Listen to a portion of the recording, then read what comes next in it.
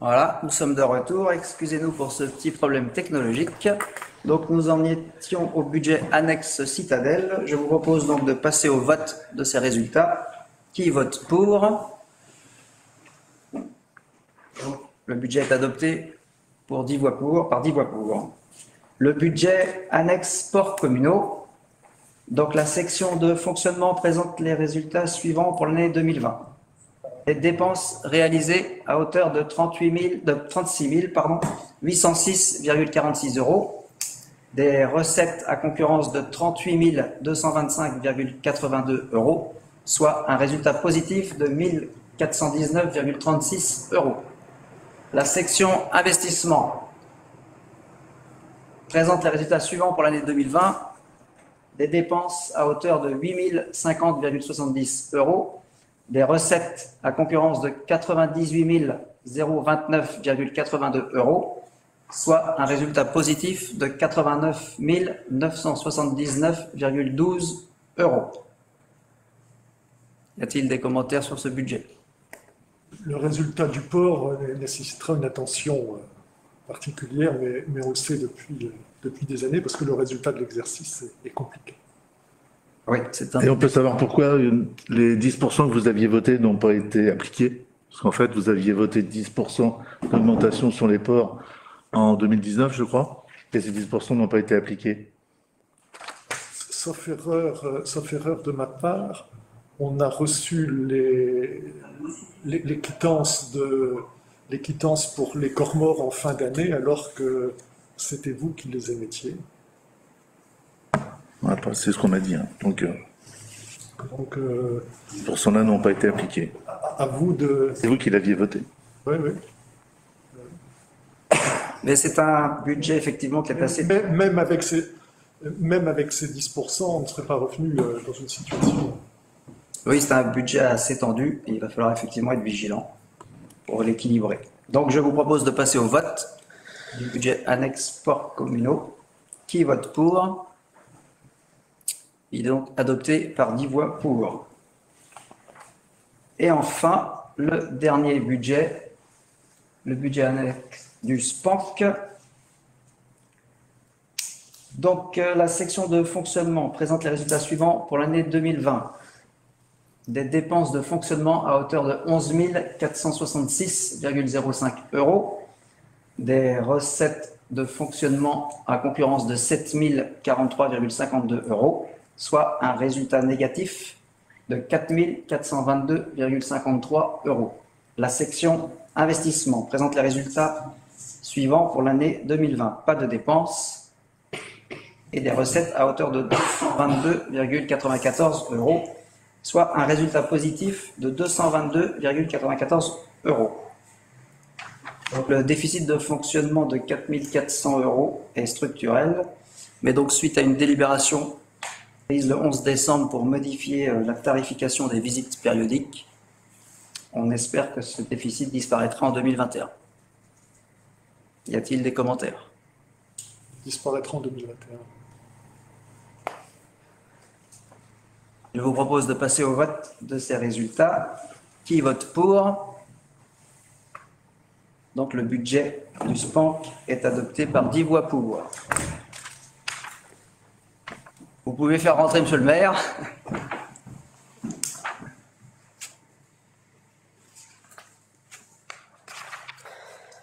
Une synthèse donc des résultats consolidés pour les 6 budgets de la commune de l'île de Bréhat. Quand vous dites résultats consolidés, ça veut dire que vous avez éliminé les opérations qui sont entre les différents budgets. Non, je n'ai pas entendu. Vous dites résultats consolidés, ça veut dire que vous avez éliminé les opérations entre les différents budgets. Non. Si c'est consolidé, on élimine les opérations internes. Pas bien compris la question. Je n'ai pas compris votre question. Alors, la question, on distingue une somme de résultats. Est-ce que c'est uniquement la somme des résultats? Oui, c'est la somme des résultats. Ce n'est pas des résultats consolidés, c'est la somme des résultats. Puisqu'il y a des opérations, par exemple, entre le budget de la commune et le budget annexe des ordures ménagères qui jouent dans un sens et dans l'autre. Il y en a entre le budget des ports et le budget de la commune, et vous l'avez évoqué d'ailleurs.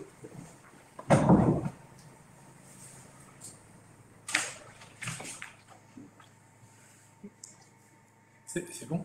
Oui. Ok. Donc, on continue avec l'ordre du jour.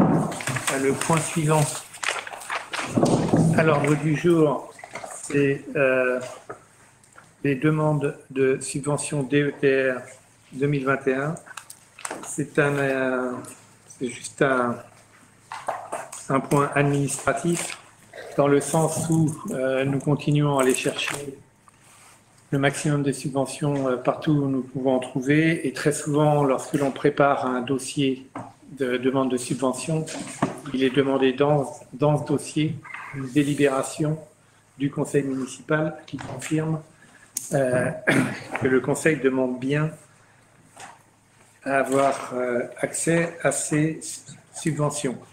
La première subvention, et on est en train de tester un petit peu, je dirais, les possibilités dans le cadre d'un projet dont on reparlera tout à l'heure, que l'on appelle la montée du port clos. Okay, on a l'intention, au cours de la mandature, de reprendre entièrement la montée du port clos. Et il y a deux aspects dans cette montée du port clos. Il y a d'une part des problèmes de terrassement, des problèmes d'embellissement, des problèmes de réfection de la chaussée, ou même à certains endroits d'aménagement. Et puis il y a un problème lié, c'est les réseaux. Okay, on va faire une grosse opération à ce niveau-là, et les réseaux ont un certain âge, et il nous paraît utile, d'une part, de changer certains réseaux qui sont déjà vieux, et d'autre part, d'essayer de rallonger, par exemple, un petit peu le réseau d'assainissement qui ne couvre pas toutes les maisons en haut de la montée du port clos. Et dans ce cas, donc, au niveau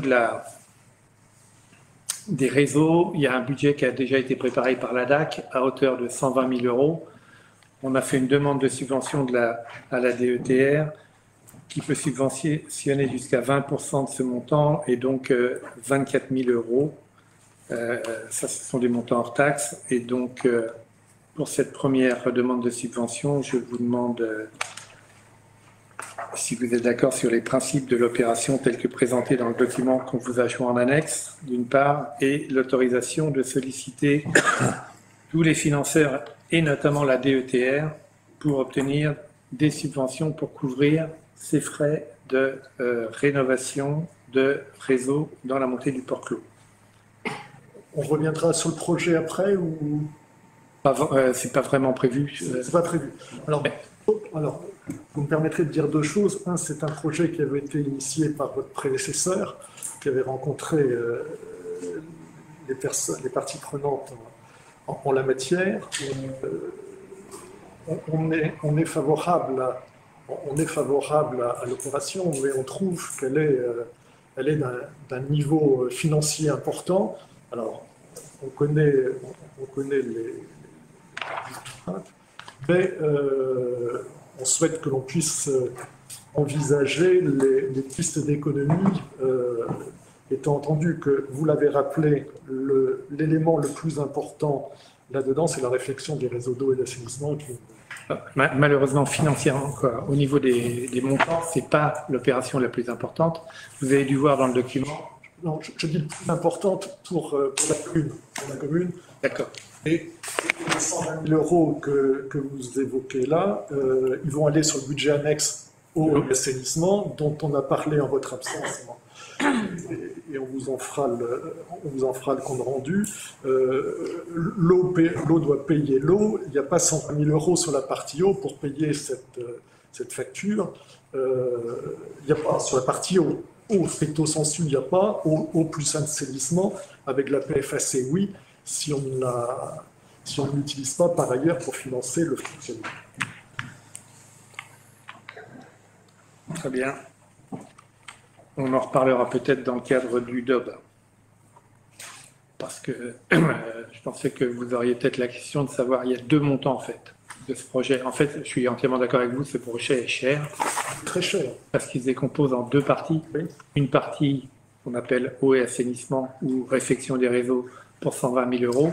Mais à côté, dans le document qu'on vous a transmis, il y a tout le reste des travaux où l'ADAC a estimé le montant à 300 000 euros. Oui, Et de notre expérience, l'ADAC sous-estime toujours les montants des travaux. C'est pour ça que dans le DOB, on a monté dans le budget de la commune, dans le DOB concernant la commune, pardon, on a monté le montant à 400 000 euros. on ne reviendra pas sur le document, mais il y a quand même par moment des éléments un peu étonnants dans le document de la DAC, et en particulier, page 9, l'accueil sur l'île, la première impression, végétal, minéral, bois naturel pour le mobilier, chêne et acacia. On ne peut pas dire qu'en débarquant à Bréa, la première impression que l'on a sur le bois naturel, c'est qu'il y a beaucoup de chêne et beaucoup d'acacia. On reviendra sur ce projet. Donc on en est au stade où on est en train de sélectionner un maître d'œuvre, parce qu'on considère qu'on ne pourra pas avancer uniquement avec les conseils de l'ADAC. Donc on est dans la phase de sélection d'un maître d'œuvre pour vraiment donner une impulsion à ce projet. Donc je vous propose de revenir à l'objet de la délibération. Donc cette première délibération qui concerne donc le réseau d'eau et la demande de subvention à la DETR. Est-ce que vous êtes d'accord avec cette délibération? Qui est pour? Très bien. Donc cette délibération est approuvée à unanimité. Le deuxième sujet concernant les demandes de subvention, je dirais que c'est aussi un petit peu un test que l'on est en train de faire. Nous avons eu pendant l'hiver des gros problèmes concernant les routes, et j'y reviendrai dans les informations du maire. Il y a actuellement une portion de route qui est fermée à la Corderie, pour lequel on envisage une réparation maintenant assez rapidement. On a eu un devis d'entreprise et on a fait une demande de subvention à la DETR pour voir si ils accepteraient de financer en partie ce type de travaux. Donc, on pense que ça pourrait monter jusqu'à 30-35%, qui correspondrait à un montant de 6 000 euros pour une dépense hors taxe de 18 000 euros. Donc, c'est le même principe. Dans le dossier de demande, on doit annexer la délibération. Et je vous demande si vous êtes d'accord pour l'approbation des principes de l'opération et pour que je puisse solliciter tous les financeurs, et en particulier la DETR, pour obtenir une subvention. Donc, et pour cette délibération? Merci. Cette délibération est approuvée à l'unanimité. On passe au point suivant de l'ordre du jour, à savoir la mission d'accompagnement budgétaire, financier et de formation. Et donc, on a souhaité, parce que l'on considère que c'est en fait notre premier budget réel de la mandature, on a souhaité plusieurs choses. On a souhaité, en fait, trois choses. On a souhaité demander à une personne extérieure et complètement neutre un avis sur l'état des finances de la commune. On a souhaité former nos élus parce qu'en fait, c'est depuis peu de temps une obligation, et on a souhaité se fournir en outils informatiques et de présentation récents et qui vont nous permettre d'être utilisés pendant toute la mandature. Et on a donc en fait commencé par la formation, et donc Dominique notamment a été suivre des formations finance, et c'est dans ce cadre qu'on a rencontré Monsieur Legendre, avec lequel les choses se sont très bien passées, et avec lequel on a ensuite discuté de la possibilité justement de faire cette analyse des finances de la commune, et ensuite de nous fournir les outils qui nous permettront de mieux appréhender nos finances. Donc, il nous a fait une proposition et il s'est révélé ensuite que ce monsieur est un fonctionnaire et que donc son mode de rémunération est un petit peu particulier, ce qui nous amène justement à prendre la délibération qui vous est proposée. J'ai vu des commentaires sur ce sujet. Le montant total de la prestation de monsieur Legendre s'élève à environ 7 000 €. Il nous fournit toujours une assistance dans le cadre de la gestion des outils et également une assistance s'il y a un problème particulier lié aux finances sur lequel on souhaite son expertise. Voilà la raison ou les raisons pour lesquelles nous avons fait appel à cette personne et je vous demande dans le cadre de ce conseil de m'autoriser à signer le contrat et bien évidemment de prévoir les crédits au budget 2021. Vous avez peut-être des commentaires. Oui, nous sommes étonnés de cette proposition. La commune n'est pas une ville de grande importance. Elle dispose d'un exécutif, notamment d'un maire et d'un adjoint en charge des finances, qui doivent prendre en charge normalement ces questions. Il existe une commission des finances. La commune dispose également d'un directeur de service qui a le grade d'attaché territorial, c'est-à-dire qu'il a les compétences en la matière. Le trésor public est aussi à la disposition de la commune pour apporter le conseil en la matière. Donc pour nous, c'est une nouvelle dépense dont la commune peut se passer. Alors moi, je souhaite vous préciser quelque chose, Monsieur Lepache.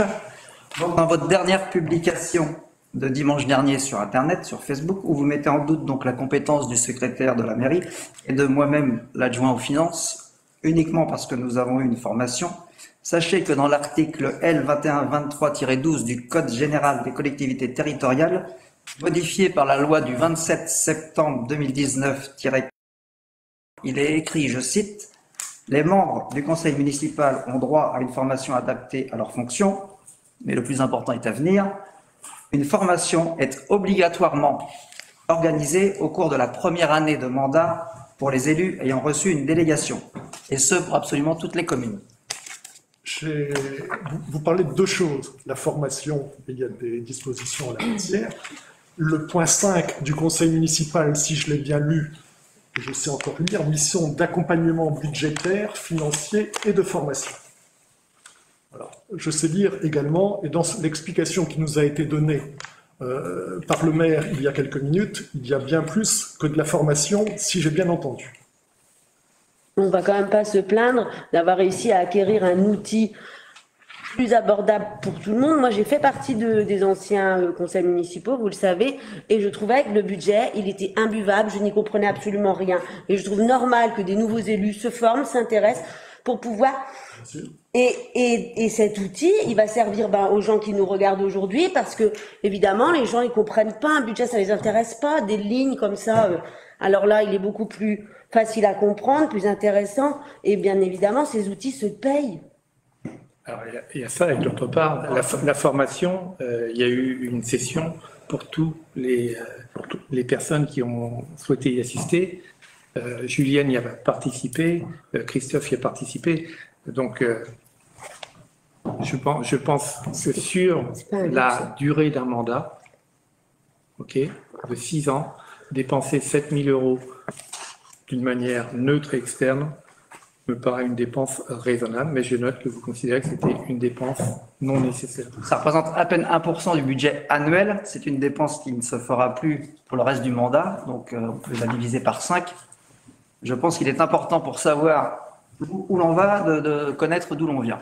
Je pense qu'une commune doit être fière, ne doit pas se tirer vers le bas. Une commune doit être fière d'avoir des outils. Certes, il faut les payer 7 000 €. Certes, il est venu nous former. Certes, ça a engendré des coûts. Mais en échange, la commune, elle s'est enrichie de plein de choses. Les élus sont plus concertés.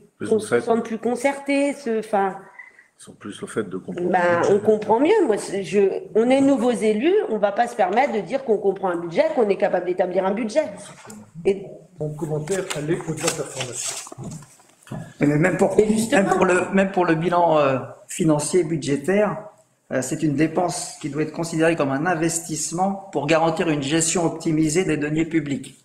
Je trouve regrettable que vous regrettiez cette dépense quand même. Vous trouvez peut-être regrettable, mais c'est mon opinion. Voilà. Ça n'est pas la nôtre. C'est pas la nôtre.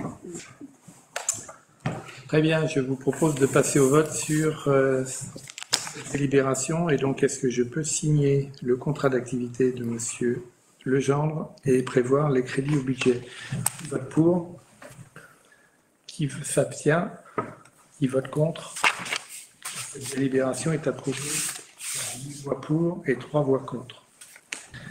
Le point suivant, c'est l'attribution du marché qu'on appelle les 3 bâtiments. Donc, c'est la rénovation des 3 bâtiments. On en avait déjà parlé, mais il y a 10 lots dans ce marché. Il y avait... Ça l'est fait.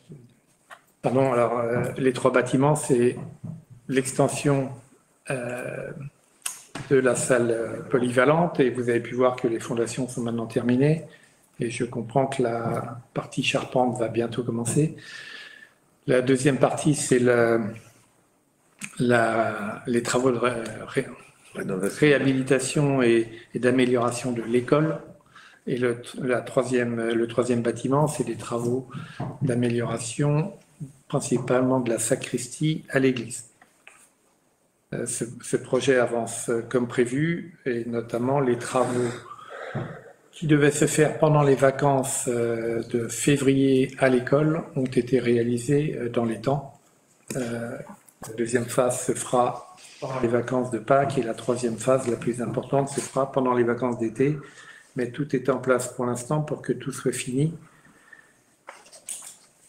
pour la rentrée prochaine, ce qui était l'objectif et ce qui nous a obligés à passer certains des lots assez rapidement, autrement ça n'aurait pas été possible. Le budget a été revu à 2 reprises compte tenu de certaines modifications qui avaient été apportées dans la phase de projet. Il y a eu un certain nombre de négociations qui ont eu lieu sur un certain nombre de lots, et on a même dans un premier temps relancé l'appel d'offres sur 4 de ces lots, et ensuite on a en 2 phases sélectionné, tout d'abord examiné les offres, et ensuite on a sélectionné les entreprises attributaires du marché. Au total, aujourd'hui, le montant global s'élève à 428 563,48 €. Et vous avez le détail de chacun des lots. Il restait juste sur le lot numéro 7 une dernière petite négociation. C'est le lot plomberie qui n'est pas encore finalisé. Voilà. Donc, la première partie de la délibération, c'est de m'autoriser à attribuer l'ensemble des lots tels qu'ils sont décrits dans la résolution. On vous redonne ensuite le plan de financement qui est associé à ce chantier. Donc, je vous demande d'abord si vous avez des questions. Pas de questions, je une remarque, je ne vais pas prendre part au vote. Je voterai en nom de Dominique, mais dans mon entreprise, je préfère ne pas prendre de risque avec la charte. Très bien. Ce ne sera pas en mon nom, c'est en nom de Dominique que je voterai. Très bien. Donc la première partie de la délibération, c'est le fait de m'autoriser à signer l'ensemble des marchés tels que présentés ici. Qui vote pour? Jean-Luc. D'accord. Donc cette délibération est approuvée par 10 voix pour, et Aymeric Lamy ne participe pas au vote compte tenu de sa profession. La deuxième partie, c'est le plan de financement. Donc on vous redonne le détail du plan de financement. On vous rappelle qu'on a réussi à obtenir de la DSIL 134 000 €. On a réussi à obtenir du CEPR et de la FNADT 100 000 € au total. Ok. Donc aujourd'hui, nous avons sécurisé 200. Pardon? Le plan de financement, ça? Pardon? Le plan de financement? Le plan de financement, oui. 234 000 euros. Nous présentons dans ce plan de financement encore une subvention que nous sommes en train de travailler auprès du conseil départemental à hauteur de 38 000 euros pour l'école. Mais cette subvention n'est pas encore confirmée, je vous le précise. Ce qui nous donnerait, si nous l'obtenons comme nous l'espérons, une dépense pour la commune de 208 000 euros, pour un total de 480 640 euros. Est-ce que vous avez des questions sur le plan de financement? Très bien. Donc, je vous propose d'approuver ce plan de financement et de m'autoriser à prendre les démarches pour le réaliser. Et bien évidemment, les crédits nécessaires à l'ensemble de cette opération seront inscrits au budget 2021. Donc, qui est pour cette délibération? D'accord. Très bien. Cette délibération est approuvée par 10 voix pour, Émeric Lamy s'abstenant compte tenu de sa profession. Le point suivant, c'est les acquisitions foncières. Alors c'est pareil, c'est une histoire que nous avons déjà traitée et qui concerne en fait un échange de terrain. Nous en avons parlé déjà à 2 reprises. C'est la 3e fois que je reviens vers vous avec ce sujet. Et en fait, c'est une remarque du notaire qui était en train de préparer les documents et qui a fait remarquer que le fait que d'un côté, on vendait une parcelle et que de l'autre, il y avait une donation à l'euro symbolique, entraînait une double, je dirais, nécessité d'acte. Et il nous a recommandé de faire un échange de parcelle à parcelle avec une soulte. Donc, on a rediscuté entre toutes les parties et on vous propose donc, en fait, de faire un échange de terrain. Mais les prix au mètre carré des 2 parcelles ne sont pas les mêmes. Le prix de 2,53 € a été déterminé par France Domaine il y a un certain temps. Le prix de 1 € correspond à une valeur inférieure compte tenu de la nature de la parcelle considérée. Et donc, cet échange se traduira par une soulte en faveur de la commune de 448 €. Et j'ai besoin d'une délibération dans ce sens pour permettre au notaire de finaliser les actes et permettre enfin la signature de cette longue histoire. Donc, qui est pour cette délibération et ce petit changement d'échange? Très bien, je vous remercie. Donc, cette délibération est approuvée à l'unanimité. Donc, on passe au point suivant de l'ordre du jour, qui est le débat d'orientation budgétaire. Donc, c'est un exercice nouveau pour la commune, compte tenu du fait que c'est la première fois qu'on va le faire. Toute la présentation du DOB sera mise sur le site. Donc, je vais vous faire la présentation assez rapidement parce que je pense que l'intérêt, c'est de discuter de 2 sujets, à savoir le tableau où vous allez voir l'ensemble des projets qui sont proposés aujourd'hui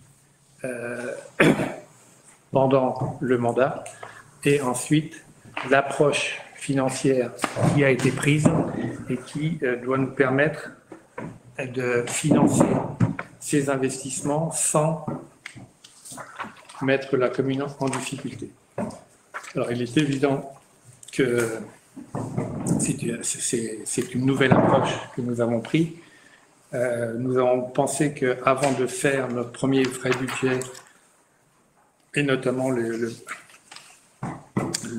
budget de la commune au niveau des investissements, on avait besoin d'avoir une vision sur les 5-6 ans à venir, plutôt que de regarder uniquement l'année 2021. Donc, vous avez une présentation simplifiée Non, il y a la présentation complète là, sur la table. Oui, oui. Donc, vous avez eu un document complet, hein, vous aviez eu en document de travail un résumé, vous avez maintenant un document complet. L'idée, c'est quand même ça fait partie aussi de notre approche initiale, c'est de savoir exactement quelle est la situation financière de la commune au début du mandat. La deuxième idée, c'est que tout le monde soit bien clair sur les grandes orientations budgétaires, et on en discutera, j'en suis sûr, et de voir aussi, et on travaille vraiment, je dirais, au jour le jour là-dessus, comment ce débat d'orientation budgétaire va se traduire au niveau du budget 2021. Et donc, on fait ce débat aujourd'hui de manière à pouvoir présenter un budget d'ici un mois, ou plus tard. Le plus tard. On pense qu'il faut même le faire un peu plus tôt. Alors, voilà, nous, on considère que c'est notre première année du nouveau mandat, compte tenu de ce qui s'est passé malheureusement en 2020. Sur les recettes, il y a un certain nombre d'incertitudes, donc on va être relativement prudent parce qu'il va y avoir a priori des transferts de certaines recettes depuis le département vers la commune, mais on ne sait pas en quoi ça va se traduire par des travaux supplémentaires pour la commune qui étaient faits jusqu'à présent par le département. On a en plus une année 2021, bien évidemment, toujours marquée par le Covid, et on n'est pas certain de ce qui va se passer pendant l'été. Et on a lancé un certain nombre de projets importants, dont vous pouvez voir aujourd'hui la réalisation sur l'île, qui donc bien évidemment impactent dès à présent le budget 2021, mais impacteront aussi éventuellement les années suivantes. Alors, on a l'intention, bien évidemment, parce que pour pouvoir investir, il faut maîtriser le fonctionnement. Hein, c'est l'excédent de fonctionnement qui permet de dégager des ressources d'investissement. Donc, on va essayer de resserrer encore un petit peu la maîtrise sur le fonctionnement et de gérer au plus près entre le budget et le réalisé. Voilà. Et on vous l'a déjà dit, on va utiliser un certain nombre des outils qui ont été mis à notre disposition pour travailler sur ce débat d'orientation budgétaire. Et le dernier point qui est mentionné, c'est qu'effectivement, on a fait appel à tous les services pour avoir ce qu'ils considèrent comme les projets importants pour la commune, et on a essayé de tenir compte de ces demandes dans la mesure du possible, parce qu'on s'est déjà fixé un certain nombre de limites. Si tu passes ça, parce qu'on va le revoir. Voilà. Pour bien apprécier notre situation financière, on va vous présenter une vision globale sur les 5 dernières années, et on a travaillé principalement sur l'épargne brute.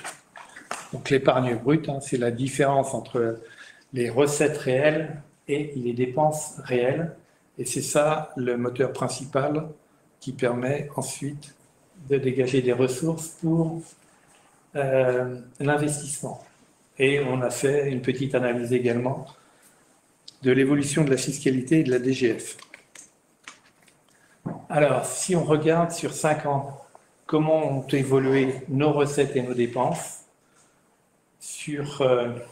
donc la ligne d'en haut, ce sont les recettes réelles de fonctionnement, hein, en dehors des postes des opérations d'ordre, et en dépenses, c'est la ligne verte, la ligne d'en bas. Et on voit que en fait, c'est assez régulier, avec une petite exception, c'est l'année 2017 où on a perçu pour la première année la dotation d'insularité. Si on regarde d'une année sur l'autre comment ont évolué comment a évolué l'épargne brute. L'épargne brute, c'est la différence, comme je vous l'ai dit, entre les recettes et les dépenses réelles.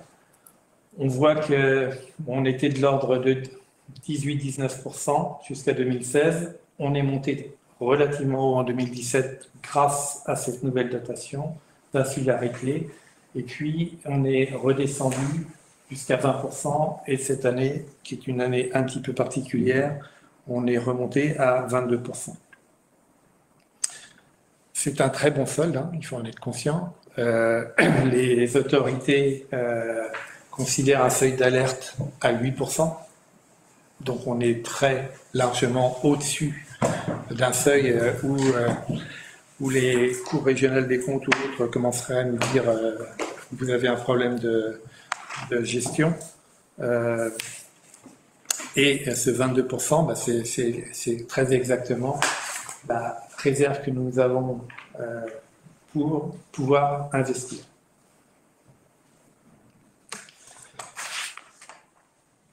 Alors, si on regarde les chiffres, on ne va pas passer une longue analyse, mais ce qu'il faut voir, c'est que malheureusement, nos recettes diminuent, à l'exception de l'année 2017 où elles ont augmenté brutalement de 15%.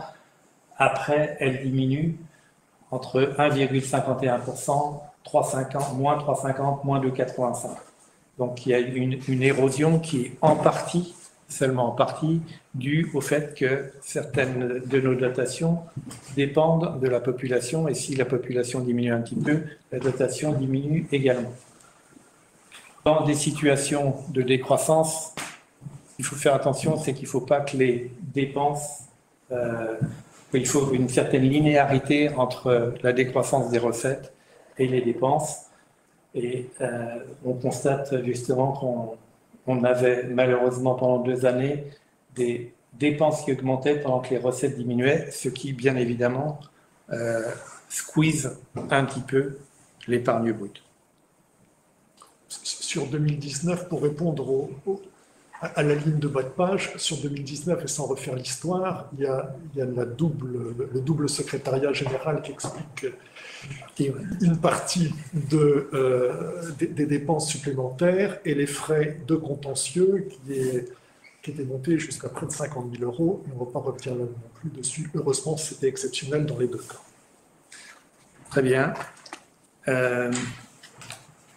Alors, au niveau fiscalité et dotation générale de fonctionnement, on voit en termes de fiscalité une augmentation, je dirais, régulière, de l'ordre de 1, qui en moyenne atteint 1,23%. Donc c'est régulier et on peut imaginer que ça va continuer comme ça. Au niveau de la DGF, le point à noter, c'est qu'on a eu une chute importante en 2020. Alors je ne sais pas si vous pouvez le voir parce que je suis peut-être devant, mais la dotation nationale de péréquation a chuté, était de l'ordre de 16 000 € sur les 3 années 2017, 2018, 2019, et malheureusement, elle est descendue à 3 000 € en 2020, ce qui nous fait une perte importante de recettes à ce niveau-là. Elle est partiellement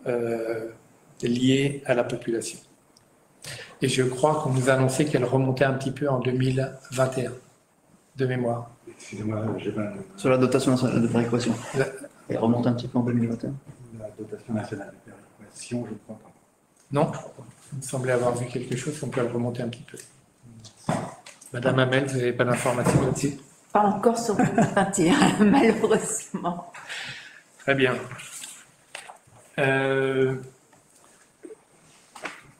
On revoit exactement ce que je viens de vous dire. Au niveau des impôts, je dirais stable, c'est en légère augmentation de l'ordre de 1%. Au niveau DGF, il y a des variations, mais depuis 2017, c'est presque stable, je dirais, entre 350 et 334.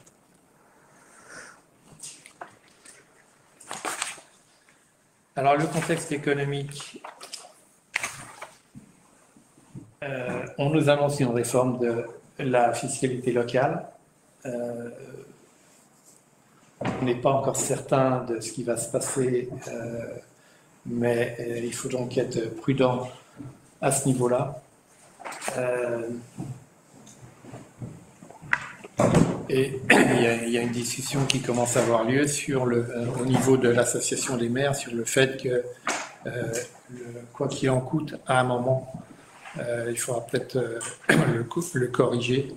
Et les maires sont relativement inquiets, ou l'association des maires est relativement inquiet sur le fait que ça pourrait se traduire au niveau des comptes locaux.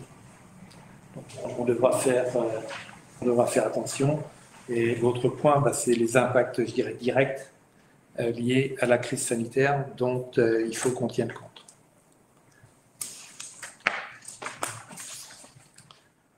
Alors,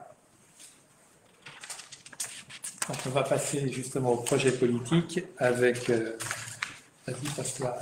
Voilà. Donc, dans notre programme, on avait expliqué un certain nombre de choses et l'objectif numéro 1, c'était d'arrêter la baisse de la démographie. Et pour nous, pour arrêter la baisse de la démographie, il faut créer ou offrir aux gens des nouveaux logements. Donc c'est notre projet, je dirais que c'est un de nos projets phares. Et vous verrez quand on va décliner projet par projet que les 3 ou 4 premières opérations tournent autour de ça. On avait aussi dans notre projet de développer les infrastructures de l'île et vous verrez encore ce projet politique se traduit par un certain nombre de projets réels, je dirais, en termes de développement des infrastructures. Le troisième poste, c'était réconcilier les différentes populations de l'île. Et là-dedans, vous verrez qu'il y a notamment le site d'exception, plus d'autres initiatives. On n'a pas oublié la transition écologique et le développement durable. Et donc, un certain nombre de projets tournent autour de ça. Le résultat de tout ça, on veut avoir, et on l'a déjà dit, une politique d'investissement ambitieuse mais maîtrisée. Et pour nous, il y a une chose qui est très claire, c'est que tout ce qu'on va présenter au niveau du DOB et tout ce qu'on a l'intention de faire pendant les 5 ans, ça se fera sans augmentation d'impôts locaux. Voilà. Alors, comment on fait au niveau du pilotage financier pendant le mandat? On en est au début, donc on définit une stratégie financière en commençant par faire un état des lieux. On fait la fameuse programmation, le PPI, la programmation pluriannuelle d'investissement, et on va y venir tout de suite. Et on fera le bilan à la fin du mandat. Ça, c'est la première partie, c'est ce qui intéresse, je dirais, les élus, et c'est ce qui intéresse bien évidemment les administrés. La deuxième partie, la partie B, c'est ce qui concerne l'administration de la commune, c'est-à-dire Christophe et les équipes. C'est qu'on doit suivre l'activité avec un certain nombre de tableaux de bord qui nous permettent de nous assurer qu'on respectera les grands équilibres, qu'on a la capacité d'investissement et que la fiscalité qui va avec nous permet de le faire. Alors, qu'est-ce qu'on a au niveau du projet politique? Qu'est-ce qu'on a dit? On a dit qu'il fallait qu'à la fin du mandat, la commune ait une dette maximum qui soit tout à fait supportable par, je dirais, les comptes de la commune. Et vous avez en bas, et ça, ce sont des critères qui sont donnés par les caisses régionales des comptes. Si vous êtes capable de vous désendetter en 5 ans au moins, vous êtes dans une très bonne situation. Si vous êtes capable de vous désendetter entre 5 et 10 ans, vous êtes dans une situation convenable. vous commencez à être dans une situation préoccupante si votre capacité de désendettement varie entre 10 et 15 ans, et vous êtes dans une situation dangereuse si vous êtes au-delà de 15 ans. Madame Hamel, je voulais hocher. Moi, j'étais plutôt sur inférieur à 6 ans et au-delà, on n'en parle même pas, tellement c'est mauvais. Mais effectivement, hein, globalement, ça revient à ça, c'est tout à fait correct. Alors, pour l'instant, la simulation qu'on a faite, on s'est basé sur 5 ans. D'accord? Et on va vous montrer des tableaux 3, 4 et 5, mais on s'est basé sur 5 ans. Et le principe qu'on a pris, c'est de dire notre épargne brute, qui est finalement notre capacité de rembourser nos emprunts, si on utilise toute notre épargne brute pour rembourser notre dette, vous divisez la dette par l'épargne brute et vous trouvez la capacité de désendettement. On a, comme vous l'avez vu, en 2020, une épargne brute à 277 000 euros. On s'est mis à 250 000 comme niveau de référence. On a dit qu'on ne dépasserait pas 5 ans. C'est notre approche politique, on ne dépassera pas 5 ans. 5 ans à 250 000. Notre encours de dette à fin 2025 doit être au maximum de 1 250 000 euros. On pourrait, et ça c'est vraiment c'est une partie du débat, on pourrait rester dans les meilleures, je dirais, communes, dire non, on veut 3 ans. D'accord? Si on dit qu'on veut 3 ans, comme notre épargne brute ne va pas évoluer d'une manière significative, 3 ans à 250 000 euros, ça veut dire qu'il faudrait qu'on ait une dette maximum à la fin du mandat à 750 000 euros. Donc c'est comme ça que se fait le raisonnement. Alors on peut commenter 2-3 choses. On a pris 250 000 euros. On aurait pu être plus conservatif, on aurait pu être plus ambitieux. On aurait pu dire on va serrer un maximum les budgets de fonctionnement pour dégager une épargne brute supérieure. Bon, on pense qu'à 250 000 euros, on est réaliste d'autant plus que l'on n'a pas pris quelque chose que l'on aurait pu prendre assez facilement. C'est que si certains des investissements qu'on va faire génèrent des revenus, ces revenus rentrent dans l'épargne brute.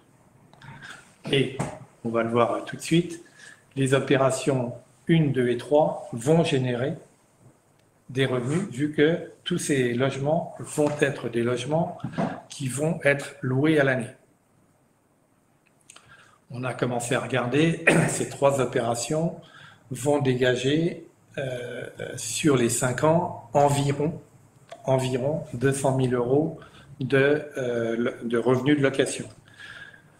Ramené à l'année, c'est de l'ordre de 40 000 euros, c'est-à-dire qu'on aurait pu dire notre épargne brute, naturellement, va augmenter déjà de 40 000 euros, et on aurait pu dire, dans ce cadre, toutes choses restant égales par ailleurs, on peut monter à 290. On a voulu prendre une approche prudente, et on préfère commencer à 250, et lorsqu'on aura réalisé 1 ou 2 années avec des épargnes brutes supérieures, on pourra éventuellement regarder si on veut changer, je dirais, le niveau du curseur et monter un petit peu notre dette à fin 2025, ou au contraire, diminuer le nombre d'annuités de remboursement pour se mettre plus à 4 ans ou à 3 ans.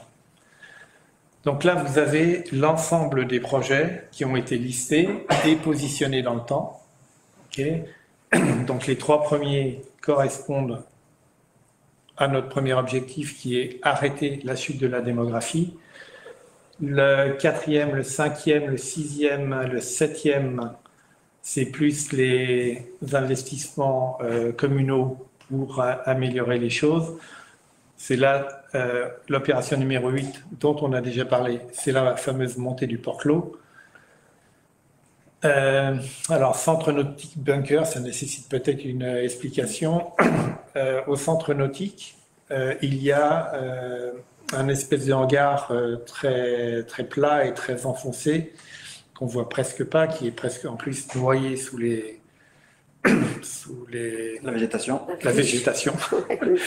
Mais le problème de ce bunker, ce qui est appelé le bunker, dans lequel il y a les installations de recharge des bouteilles de plongée notamment, c'est que la toiture est en amiante. Et qu'on pense Et très dégradée.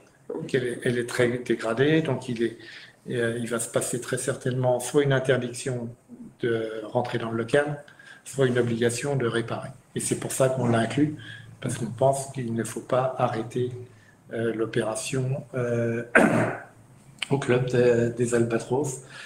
L'opération numéro 10, c'est en fait le site d'exception. D'accord ? Le site d'exception, vous avez peut-être en mémoire qu'il y a 200 000 € de subventions allouées sur 3 ans, mais on a eu un certain nombre de réunions en avancé sur le sujet. Les 200 000 €, c'est global et c'est pas forcément que pour la commune. Et en fait, un certain montant sera certainement utilisé pour la commune de Paimpol, pour Ploubazlanec ou pour d'autres choses qui tournent autour du site de Bréa, mais qui ne sont pas à Bréa. C'est pour ça qu'on a pris un montant de 150 000 € correspondant à des subventions de 100 000 €. Et vous avez un certain nombre d'autres, vous avez le camping, vous avez le PAT. Marion, on attendait des nouvelles, on a des nouvelles, pas encore? Toujours pas. Toujours pas. Oui. Et ensuite, on a principalement les dernières opérations. C'est beaucoup d'opérations qui sont, pardon, de la 13 à la 18, c'est des opérations qui sont liées aux services techniques principalement. L'opération 19, c'est la révision du PLU sur lequel on a mis certains montants. Et enfin, les opérations 20 et 21, ce sont des opérations importantes, défense contre la mer et entretien des routes. Et vous pouvez voir qu'on n'a pas mis de subvention en face. Et c'est pour ça qu'on teste un petit peu actuellement les organismes pour voir si on aurait une chance d'avoir des subventions, mais ce n'est pas du tout évident. Et on a mis, comme vous pouvez le voir, en 2021, 100 000 € pour l'entretien des routes, compte tenu des problématiques que l'on a actuellement, aussi bien à la Corderie qu'au chemin vert du côté de la Une. Voilà, voilà au niveau des projets. Je ne sais pas si vous avez des questions tout de suite ou si on finit la présentation et puis après on revient sur les questions, c'est comme vous voulez. Donc, peut-être mieux qu'on pose les questions sur les opérations tout de suite pour Question, forcément. L'opération 2, achat immobilier, Oui. c'est quelque chose qui est déjà prévu, que vous avez déjà trouvé à acheter? C'est des choses sur lesquelles on travaille et on espère revenir vers vous avec quelque chose de détaillé rapidement. C'est un bâtiment, oui, qui serait à vendre. Ouais, c'est une opération qui est identifiée, qui n'est pas Oui, c'est pas du prévisionnel. sécurisée, donc on le prévoit. Et dès qu'on aura quelque chose de plus sûr, on reviendra vers vous, bien évidemment. Après, il y a des montants inférieurs qui sont plus des choses dont on avait déjà parlé il y a un petit moment, des achats de terrain, des choses comme ça. Les 40 000 € qu'on voit, c'est plus... D'accord, c'est pas en rapport avec cet achat. D'accord, c'est autre chose. C'est en partie en rapport. C'est en partie en rapport. Non, je vais être précis dans ma réponse. Oui, très bien. L'opération 7, maison communale. Oui, c'est un projet. Alors, on en est au tout début. Vous voyez qu'on l'a mis tard dans... Voilà, mais c'est un projet. C'est un gros budget parce que l'idée, ça serait de créer une maison communale, justement, où il y aurait des salles de type... pour les associations, mais en termes de théâtre, il y aurait peut-être une crèche, il y aurait C'est une bibliothèque, enfin une bibliothèque, etc. c'est ouvert. Oui. On a pensé à ce projet, c'est encore très flou, mais on peut en discuter, on peut l'améliorer, enfin, il sera finalisé, quoi. Ça fait partie des choses qui ont été débattues en fait avec la commission en agriculture.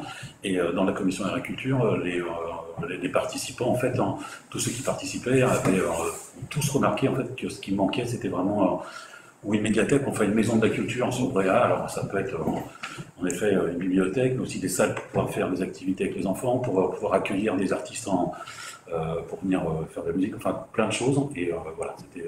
On appelle ça une maison communale pour l'instant parce que c'est pas encore complètement défini, mais en tout cas dans le projet de cette commission agriculture, c'était vraiment la chose qui est ressortie.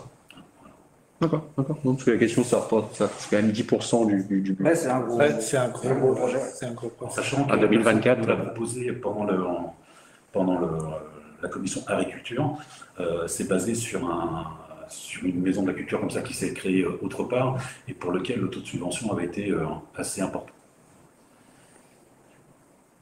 Ouais, c'est quelque chose que j'aurais dû vous dire en introduction et quand on regarde les grandes masses, si vous voulez. On voit que sur la mandature, on va dépenser de l'ordre de 5 millions d'euros et on a mis en subvention 1,5 million. C'est-à-dire qu'on est généralement à 30% de subvention. Alors, certains pourront considérer que c'est trop, mais on a fait un certain nombre de tests et on pense que c'est plutôt le bon niveau. Il y a des postes sur lesquels on sait qu'on aura très peu de subventions, mais il y a des postes sur lesquels on pense qu'on aura plus de subventions et on les a pas mis au niveau probable d'obtention. Donc, globalement, je pense que sur une mandature, 30% de subventions pour des projets de cette nature, je pense que c'est réaliste. Après, pour compléter, il y a des opérations, on a bien en tête que si les subventions ne nous sont pas accordées, l'opération tombe à l'eau. Pour ça, c'est bien clair, on ne va pas engager... Par exemple, l'opération 13. Oui, Opération 13, bon, on a prévu 50 000 euros par an. C'est pour travailler les zones humides, c'est pour refaire des chemins, c'est pour un certain nombre de choses comme ça. Mais on ne fera ces opérations que si on est subventionné. Et sur ces opérations-là, on a pris un taux de subvention élevé. Parce que c'est ce qui nous a été dit.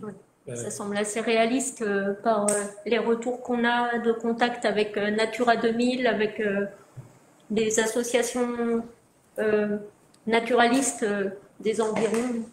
Souvent, les projets sont finançables à 80% quand il s'agit d'environnement. Après, ce que Monsieur le maire n'a pas précisé, c'est que ce tableau n'est pas figé. Ça peut évoluer, il peut y avoir d'autres idées, des opérations, comme on disait, qui peuvent être annulées. Voilà, c'est un premier travail, c'est un premier jet. Tous les ans, on le réactualisera. Il sera réactualisé tout au long de l'année, mais tous les ans, on pourra discuter, débattre. Est-ce qu'on garde ce projet, est-ce qu'on ne garde pas, est-ce qu'on en met un nouveau, etc. C'est tout à fait ouvert. Ouais, le DOB aura lieu tous les ans, entre 2 mois et 1 mois avant d'approuver le budget. Donc, ce que vous verrez apparaître dans le budget d'ici 1 mois sera quand même relativement en ligne avec ce que vous voyez dans la colonne 2021. Il y a des sur lesquels on est déjà très au point. Si vous prenez l'opération 10, on a déjà travaillé avec la région et on sait que le montant de la dépense 2021 sera de 52 000 euros et le montant de la subvention 2021 sera de 36 ou 37 000 euros. Voilà. Ce qui correspond bien au pourcentage qui vous a été donné. D'autres questions? Bon, il y en avait encore une. Non, pardon. Oui, les toilettes du camping, c'est bien les anciennes toilettes? Oui. C'est bien ça? L'idée, et alors on ne l'a pas mis, ça ferait un autre projet qui viendrait dans les opérations de logement. L'idée, c'est actuellement de réhabiliter les anciennes toilettes de manière à libérer la maison du Go-Arriva et en faire des logements supplémentaires. Henrik ou moi-même aurions pu dire en commençant que sur le projet politique, ce n'était pas le nôtre, mais c'est à vous de l'appliquer. Et ça, vous l'avez rappelé, ça nous... C'est la règle du jeu. Il y a un certain nombre d'opérations, on a évalué environ 40% qui avaient été initiées avant. C'est aussi pour ça que nous avions une trésorerie qui était importante pour faire face aux opérations engagées, en particulier le logement de la gendarmerie, le bâtiment, etc. En question, vous avez ces opérations pluriannuelles d'équipement. Et par exemple, le plan alimentaire territorial, c'est essentiellement du fonctionnement, dans ce qu'on a compris la dernière fois, avec 80% de dépenses de fonctionnement. Non, c'est considéré comme de l'investissement. C'est considéré comme de les études. Même si 80% des dépenses C'est ce qui nous a été dit pour l'instant. Donc, on l'a mis là. Et puis, la société d'économie mixte, on ne va pas revenir dessus, on s'est déjà beaucoup exprimé là-dessus. Tu avais une question? Sur le chargeur électrique Merlot, Oui. opération 18, c'est en rapport avec les déchets, ça, je crois. Ouais, c'est pour les services techniques. Oui, C'est le fait que le nôtre montre des signes de fatigue et l'idée, c'est pour le remplacer, de passer à l'électrique, ce qui explique le montant élevé. Mais l'idée, c'est qu'on prendrait un outil électrique qui ferait non seulement le chargement des déchets, mais ferait aussi, par exemple, du broyage, compostage. On l'équiperait avec des outils qui nous permettraient d'être plus polyvalents. D'où le montant important. Et c'est un montant affecté au budget de la commune, c'est pas un montant affecté au budget des ordures ménagères et des déchets. Parce que justement, il serait polyvalent. Alors peut-être que... Alors ça c'est une première ébauche. Alors j'entends ce que vous dites, et peut-être que ça sera plus adéquate ou moins adéquate de partager l'investissement entre deux budgets, je ne sais pas. Ça, c'est des choses qu'on verra au fur et à mesure. Bon, et puis sous PLU, on a déjà eu l'occasion. Maintenant, si moi, on vous avait proposé, vous nous avez répondu avec logique, il y a absolument... Mais s'il y a un projet dont vous considérez qu'il apporterait quelque chose à la commune. Pour nous, la manière dont on a travaillé, c'est qu'il y avait beaucoup plus de projets qui ont été présentés et on a déjà fait, je dirais, une sélection ou une priorisation des choses. Et moi, si vous venez avec un projet où tout le monde dit, bah, bien sûr, il faut le faire, on peut très bien amender ce tableau. On n'est pas... Le projet politique, il est le vôtre. Oui. Ok, donc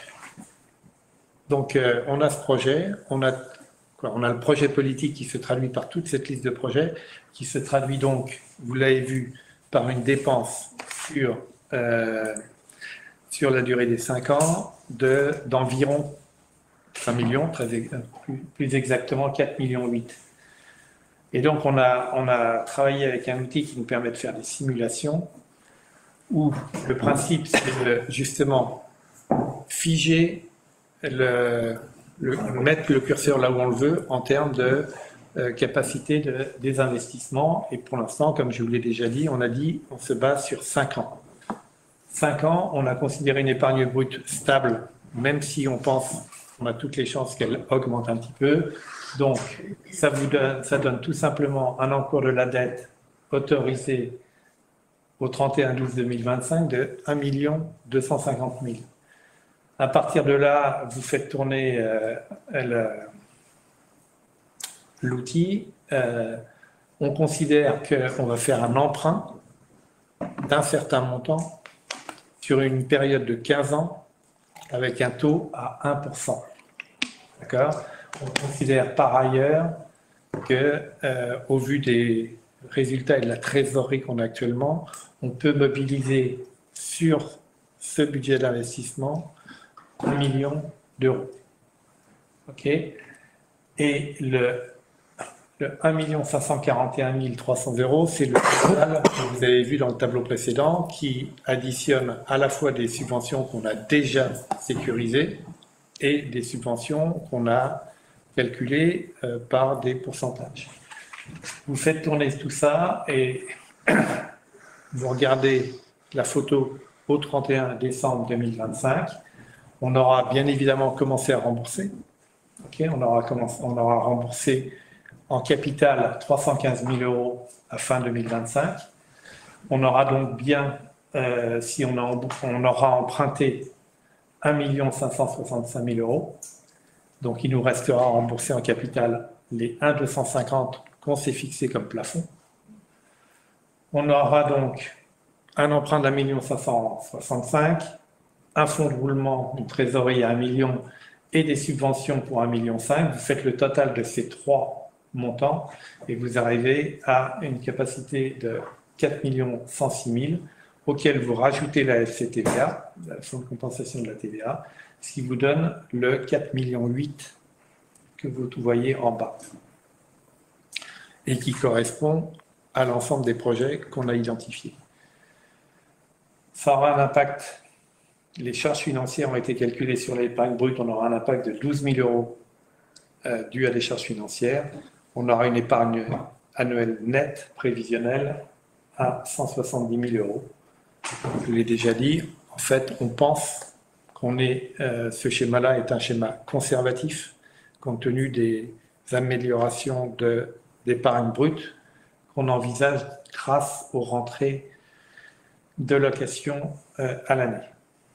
Donc, ça, c'est un tableau que l'on va revoir bien évidemment tous les ans, que l'on va ajuster en fonction d'un certain nombre d'éléments. On s'est basé là sur un emprunt qu'on mobilise en 2021. Au vu de ce qu'on a prévu de dépenser, au vu du fonds de roulement qu'on a, il n'est pas impossible qu'on arrive en 2021 à financer en termes de trésorerie l'ensemble des projets et qu'on ait besoin d'emprunter qu'en 2022. Il est évident qu'on empruntera le plus tard possible, compte tenu du fait que Mme Hamel ne nous donne pas un taux d'intérêt intéressant sur les sommes qui sont au Trésor.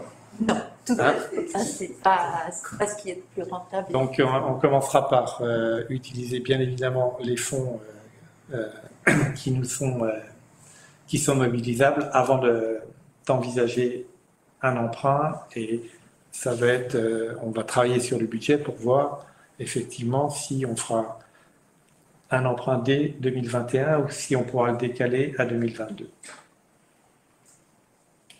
Est-ce que vous avez des questions sur ce tableau? Oui, on a des questions. On a beaucoup travaillé avec Émeric et Dominique sur le tableau qu'on a eu un peu de mal à comprendre. Et on a quelques questions. L'épargne brute figée, c'est bien l'épargne brute figée annuelle, celle qui est tout en haut là. Oui. C'est bien ça. La trésorerie mobilisable de 1 million d'euros qui est dans les hypothèses retenues, c'est la même chose que le fonds de roulement mobilisable? Oui. Alors, la trésorerie de la commune, si j'ai bien regardé les comptes au 31 décembre 2020, elle est bien supérieure à 100 millions. Oui, mais on n'a pas fini là. Là, on parle du budget communal. Oui. Et on veut garder des fonds pour les budgets annexes.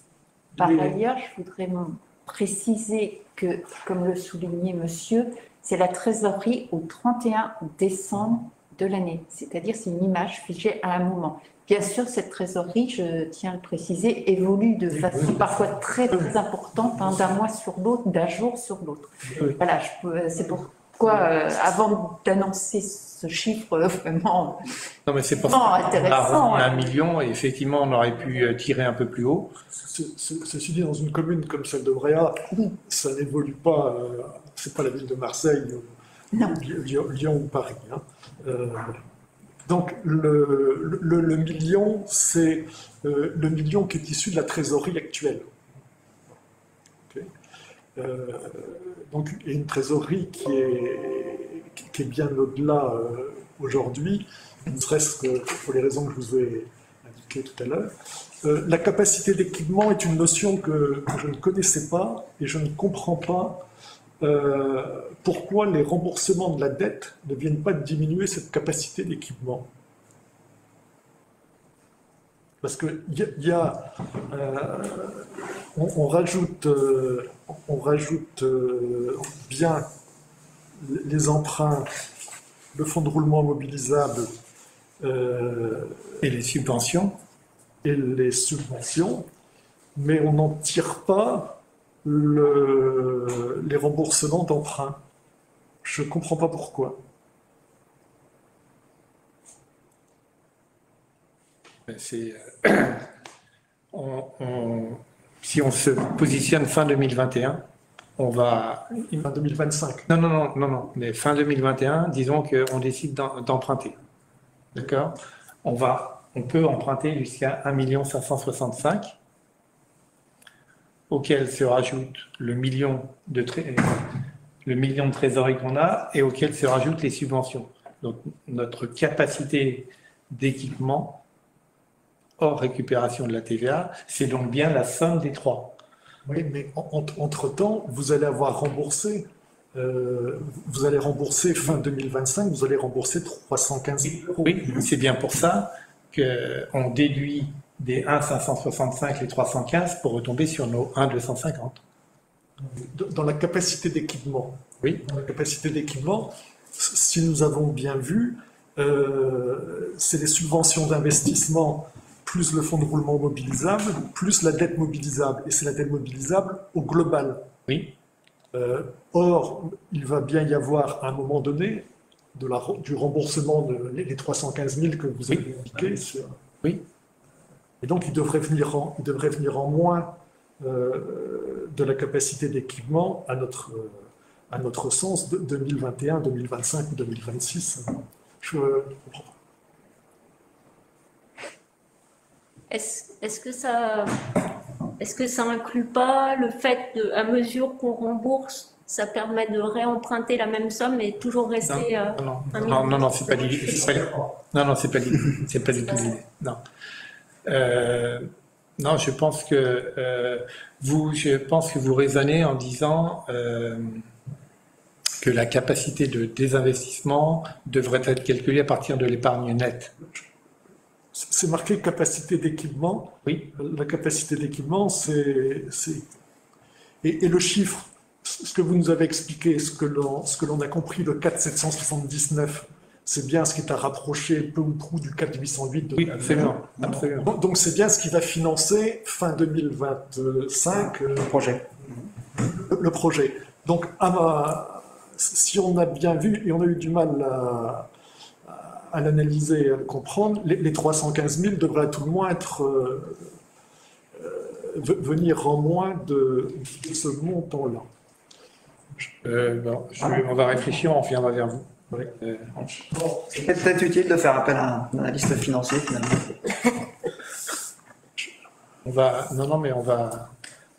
Je me demande si, quand on dit notre capacité de désinvestir, C'est capacité d'équipement. C'est un terme que je ne connaissais pas. Hein, oui. Vous décidez d'éventuellement faire appel à l'emprunt et c'est votre droit. Je partage ce qu'a dit Madame Hamel tout à l'heure sur les classes 3. C'est plutôt les très bons élèves, c'est plutôt aux alentours de 3 qu'aux alentours de... Oui, voilà. Sachant que ça reste très bon, jusqu'à 6 ans. Donc en prenant 5 ans, vous n'avez aucun souci à vous faire sur votre projet, il tient la route. Et vous avez proposé 3, 4, 5 et je comprends que... Non, mais si on avait choisi 3, on serait mieux classé, mais on aurait dû sérieusement rogner sur nos projets. Après, il y a un choix politique. Pour moi, c'est vraiment un choix politique à faire entre... C'est votre choix politique, mais il vous appartient, on n'y revient pas là-dessus. J'ai une dernière question, qui est comment intervient l'épargne annuelle nette dans vos prévisions, là? Il y a une épargne annuelle nette qui est en bas de tableau. Elle sert, c'est juste une information. Oui, c'est une information. En fait, le remboursement de la dette va être de l'ordre de 80 000 euros par an. Ça revient à ça. On a une épargne brute à 250. Voilà, ça revient à ça. Donc c'est la seule chose à laquelle l'épargne l'épargne que vous déterminez en haut de tableau, c'est de l'information, et pour le reste, c'est pour la capacité de désendettement fin 2025. Ouais. Elle n'intervient pas par ailleurs.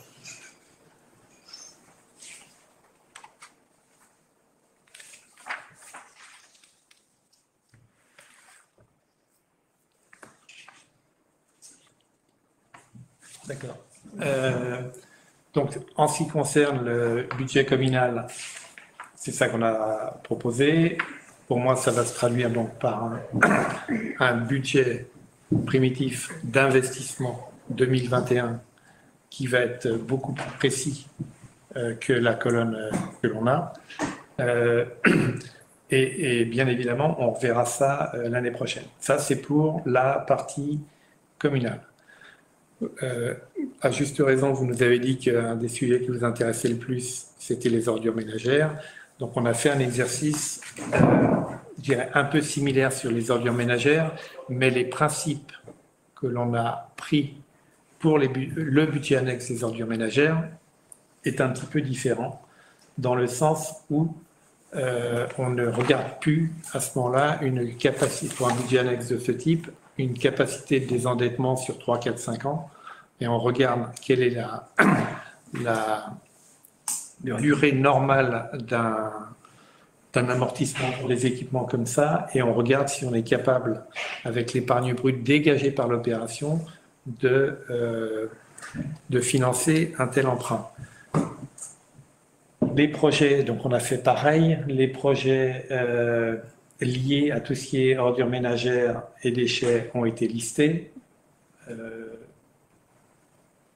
Ça nous donne sur la durée de la mandature un montant total de 1 360 000. D'accord ? Pour l'instant, parce que les choses ne sont pas claires, aussi bien au niveau de ce qui va être réalisé qu'au niveau de la manière dont ça va être réalisé, on n'a pas pris en face de subventions, mais on espère bien qu'on va en avoir. Et donc, par rapport à ça, on a... je ne sais pas déjà si vous avez des questions sur le projet. Non, pas vraiment. J'ai expliqué à mes camarades ce qu'il en était aussi. Pardon ? J'ai expliqué déjà à mes camarades. Enfin, c'est des choses qu'on a vues un peu en commission avec Marion. Après, vous avez mis des chiffres en face de nos projets, mais après, de questions précises. L'aménagement cordonnier. Oui, l'aménagement. Enfin, c'est surtout ça. Ce qui nous rassure, c'est que vous continuez le projet qui a été entamé à la corderie. Et ce que vous nous aviez dit, ce qui est très bien, ce que on pense qui est bien à faire. Après, c'est sous pression. En fait, on se rend compte que, compte tenu des équipements, et en particulier des ampli-rolls et des équipements qu'utilise le SMITREL aujourd'hui, ces ampli-rolls ne peuvent être emmenés que par la corderie. On ne peut pas imaginer qu'on traverse Bréa pour aller à un autre site. Sur ce constat, de bon sens. Et à partir de là, il va falloir réussir à obtenir toutes les autorisations, il va falloir obtenir un certain nombre de choses, mais c'est plutôt dans ce sens-là que l'on continue à avancer. L'année 2021 pour nous, et on va commencer à s'en rendre compte, on considère que c'est principalement une année d'études, d'accord ? Simplement, la dernière opération matériel colonne. Actuellement, on considère qu'on fait travailler nos employés communaux dans des conditions limites en termes de sécurité. Quand ils vidangent, j'appelle ça vidanger, quand les colonnes sont vidangées dans les ampli-rolls. Et donc, l'idée des 40 000 €, c'est d'acheter du matériel, je dirais, sécurisé et adéquat pour faire ces opérations de vidange dans les ampli-rolls. Le reste, c'est de l'étude, et c'est en partie de l'étude, parce qu'on se rend compte que les élections régionales et départementales vont avoir lieu en 2021, et que donc, en ce qui concerne les décisions, les grandes décisions de principe de notre nouveau système de gestion des déchets, on ne peut pas espérer avoir des approbations avant la fin de l'année. Aujourd'hui, les élus nous disent stand-by. Et le temps que les nouvelles équipes se mettent en place et commencent à travailler des dossiers qu'on leur présentera, je pense qu'il est pas réaliste de penser qu'on aura ça avant la fin de l'année. Et donc, en fait, c'est en 2022 qu'on commence à vraiment investir dans les équipements et les aménagements avec la suite en 2023. Voilà. Et donc, sur ce projet-là, on n'a pas raisonné de la même manière. On a raisonné simplement qu'on a besoin d'un certain montant. On a une trésorerie mobilisable, et ça répond peut-être en partie à votre question. On n'a pas mobilisé toute la trésorerie sur la commune parce qu'on veut mobiliser notamment là-dessus. On a pris que la trésorerie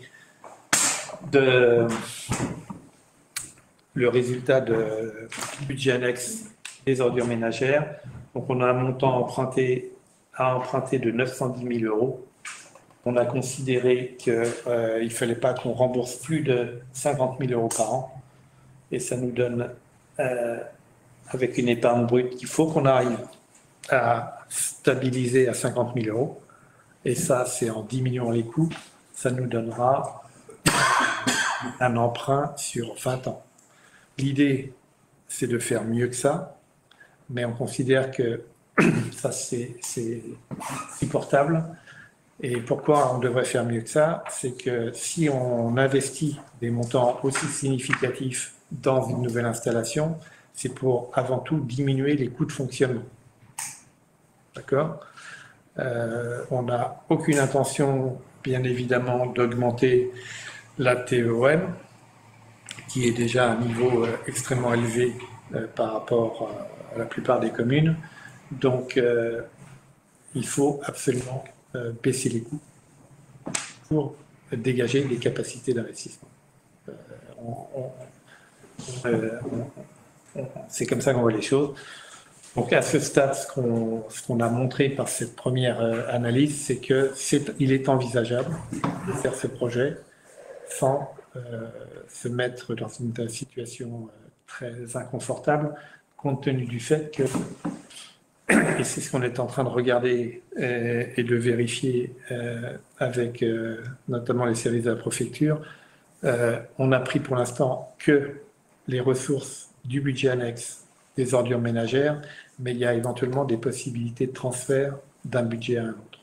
Et c'est ce qu'on est en train de vérifier, dans quelle mesure on pourrait faire des transferts.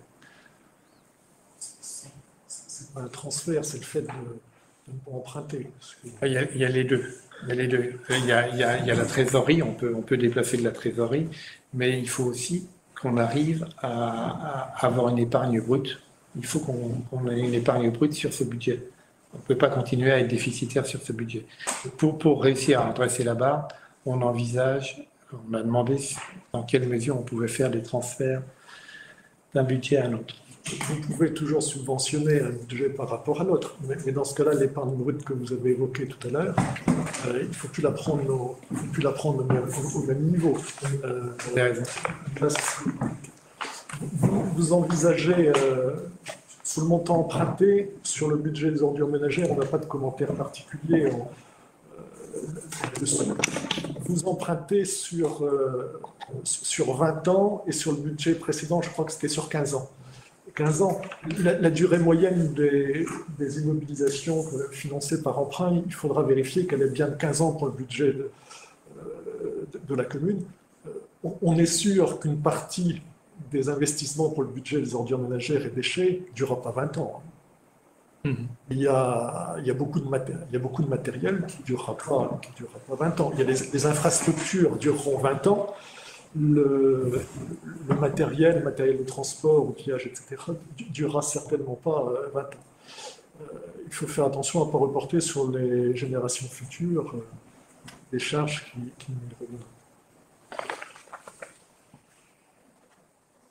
Voilà ce qu'on voulait vous présenter aujourd'hui en termes de débat d'orientation budgétaire. Donc, je pense que ça donne quand même pour l'ensemble une meilleure idée de nos intentions en termes d'investissement. L'année prochaine, on rajoutera a priori la même chose pour le budget de l'eau.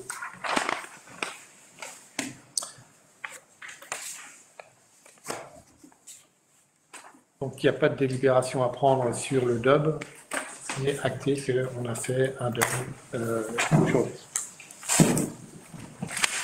Le point suivant, ce sont les informations du maire. Donc, la première information, ça concerne le Covid. Donc, en ce qui concerne le Covid, la bonne nouvelle, il y a les bonnes nouvelles. La première, c'est que l'île est toujours indemne de tout cas positif, et que le docteur continue à faire un certain nombre de tests et que tous les tests sont négatifs. La deuxième bonne nouvelle, c'est qu'après-demain, de 11, aura lieu une nouvelle séance de vaccination.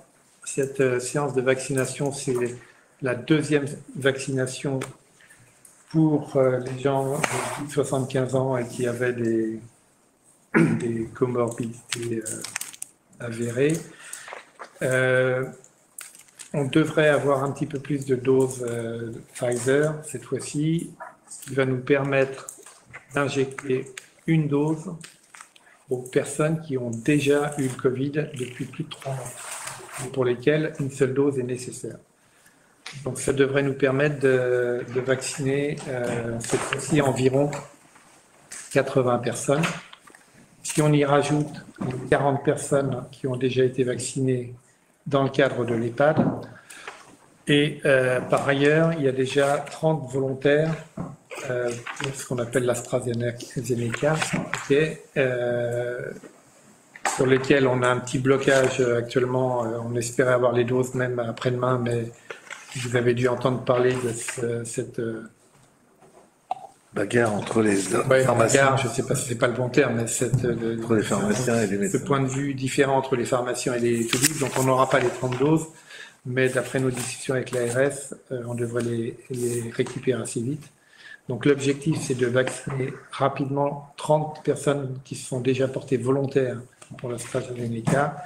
Si on y arrive donc dans un délai assez rapide, que je situe à fin mars, début avril, on aura vacciné un peu plus de 150 personnes, ce qui correspondrait à environ 50% de la population permanente de l'île, et ce qui placerait l'île dans une bonne position, je dirais, par rapport aux autres communes. Voilà ce qu'on peut dire sur le Covid. Sur l'état des routes, c'est le deuxième point. Donc, vous avez pu constater que 2 routes sont partiellement bloquées actuellement. C'est suite à des fissures importantes qui sont apparues.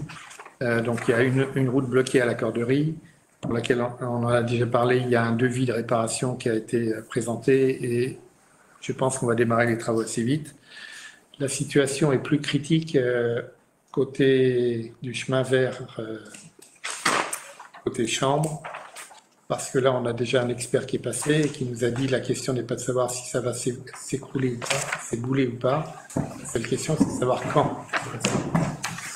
Donc, on a bloqué d'une manière plus importante la route. Et pour votre information, on a un certain nombre d'experts et d'entreprises qui viennent la semaine prochaine pour voir comment on va réparer. Il faut savoir qu'on parle d'une grosse réparation. Je pense que le problème qu'on a avec les routes n'est pas le dernier et ça nous pose un vrai problème. Donc certaines personnes ont tendance à se plaindre un petit peu de la fermeture des routes. On fait ça uniquement pour des raisons de sécurité. On ne fait absolument pas ça pour gêner la circulation et on considère que la situation est sérieuse. Le troisième point que je voulais vous mentionner, c'est le conseil municipal des jeunes. Il y aura donc une réunion ce samedi, le 13. On avait fait une première tentative, mais pendant les vacances scolaires, et donc il n'y avait pas eu une affluence importante à la première réunion. On espère que cette fois-ci, il y aura beaucoup plus de jeunes. Stéphane, tu veux peut-être en dire un mot? Oui, l'autre fois, on a eu plus de 3 ou 4 jeunes qui sont venus nous voir, mais ils étaient tous en vacances scolaires, répartis, etc. Donc ils nous ont appelé le soir même pour dire qu'ils n'étaient pas présents et qu'ils désiraient quand même participer au conseil municipal des jeunes. Et donc là, on a à peu près 12 à 13 jeunes qui participent. Donc, ce qui est quand même pas mal. On va mettre en place. On va faire une petite réunion avec eux samedi à 17h, de 17h jusqu'à un petit peu avant leur couvre-feu, pour voir un petit peu avec eux quelles sont leurs attentes et nos attentes par rapport à ce projet. Et après, on leur fera signer une petite charte, etc. Et on mettra ça en place assez rapidement avec Charlotte. Très bien, merci. Et enfin, dernier point d'information en ce qui me concerne, le décret est paru, donc les élections régionales et départementales auront bien lieu le 13 juin et le 20 juin, pardon. Et donc l'inscription sur les listes électorales est possible pour des nouveaux inscrits jusqu'au 7 mai. Puisqu'on est sur ce sujet, pour ne pas y revenir tout à l'heure, on n'a pas vu le résultat affiché que la liste électorale était consultable en mairie suite aux travaux de la commission de révision. Non, Charlotte, tu peux peut-être donner le statut. Normalement, ça doit être affiché pour qu'on puisse consulter. Alors, je ne sais pas si on s'est mal compris la dernière fois. Lors de la dernière réunion de la commission électorale, ce qui avait été décidé, c'est d'envoyer des demandes de clarification à un certain nombre de personnes. Donc ce travail d'envoi a été fait. La plupart des réponses ont été reçues, mais après, il y a un statut à donner, un affichage pour que les gens puissent Ah oui, bah, du coup, on doit se réunir pour voir les réponses des gens. Et actuellement, bah, on a une de nos membres de la commission qui n'est pas là et qui est blessée. Donc le travail est en cours. Le montage n'a pas été fait parce qu'il y a des délais pour ça. Donc, oui. Avant de la réouvrir, il faut la... On est dans les délais. Voilà, c'était tout pour moi. Donc on passe au point suivant, c'est les questions diverses. Pardon. La parole peut-être, j'avais dit que je vous informerai aussi de quelques nouveautés. Je vous en prie. Je vais reprendre le bateau après, je me permets d'intervenir. Donc l'IQCL, l'indice de qualité des comptes locaux pour la commune de Bréhat, Île de Bréhat, est de 20,3, toujours dans les meilleures notes par rapport aux notes de la trésorerie, des communes de la trésorerie, avec une très bonne tenue des comptes d'investissement à saluer, une très bonne tenue des comptes de tiers également, c'est important, et une comptabilisation des opérations complexes qui ne pose aucun problème non plus. La seule marge de manœuvre où on a baissé un petit peu et qu'il faudra reprendre, c'est sur le domaine D, c'est-à-dire anticiper la comptabilisation des opérations complexes, amortissement, investissement, subvention et tout ça. Bon, voilà. Je tenais à dire ça parce que le fameux IQCL va donner lieu à une petite rénovation. Il va devenir l'indice de pilotage comptable à partir de 2021. Donc, on aura les deux notes. L'IPC sera noté sur 100 et intégrera aussi la qualité comptable au niveau des budgets annexes, ce que ne fait pas l'IQCL pour l'instant. Donc, on va avoir quelque chose de beaucoup plus fourni, de beaucoup plus intéressant au niveau des retours. Que vous dire d'autre? Justement, qu'il va prendre en compte de nouveaux contrôles qui ont déjà été, on les a sentis déjà cette année sur 2020, sur le budget 2020, enfin les comptes de 2020. Donc des contrôles notamment en matière d'équilibre des opérations de cession, compte 7, ça. Dépréciation des créances de plus de 2 ans, c'est-à-dire les comptes 49 créditeurs, il faudra prévoir justement 15%. On a commencé cette année, on a anticipé avec Monsieur Canu. L'appurement des comptes de TVA également, au centime près, et le contrôle des écritures de transfert et de reprise d'immobilisation. Donc, on va apporter vraiment une attention sur tout ce qui est inventaire, compte d'immobilisation, amortissement, que ce soit des immeubles ou des subventions. Parce qu'en effet, pour tout vous dire, On a aussi une modification du référentiel M14 pour un nouveau référentiel qui prendra le nom de M57 et M57 abrégé pour les communes de moins de 3500 habitants. Donc, il est en cours de réfaction, celui-là, l'abrégé. Au mois de juin, juillet, il sera normalement au point. Et donc, on demande aux communes d'anticiper ce passage en M57 dès que possible, et notamment au 1er janvier 2022. Ce qui permet de suivre les formations adéquates pour utiliser ce référentiel et également pour nous de mieux vous aider. Plus on aura de communes qui passeront au dernier moment, plus ce sera difficile, effectivement. Donc, ce serait mieux d'anticiper le mouvement, d'autant plus que l'intérêt de cette M57, je vous parlais d'amortissement, d'inventaire, c'est effectivement un regroupement de comptes et aussi un éclatement de comptes sur tout ce qui est immobilisation et inventaire, d'où l'intérêt de vraiment travailler là-dessus.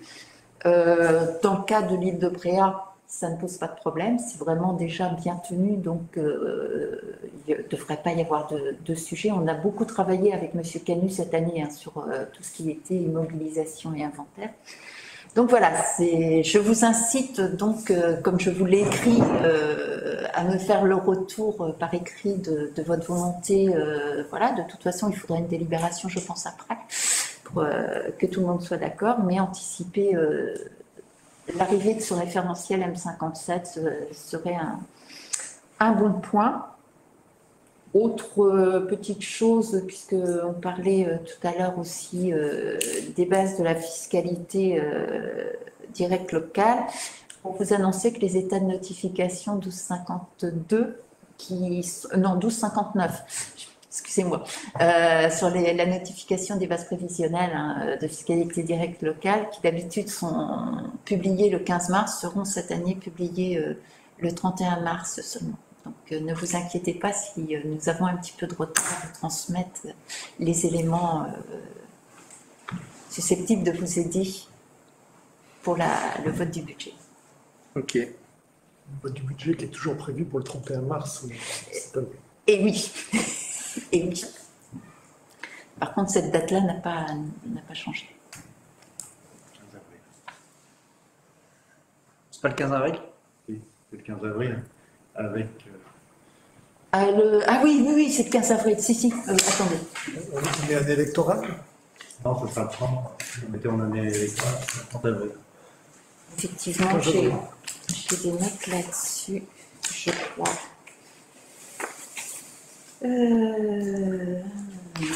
C'est celle-là.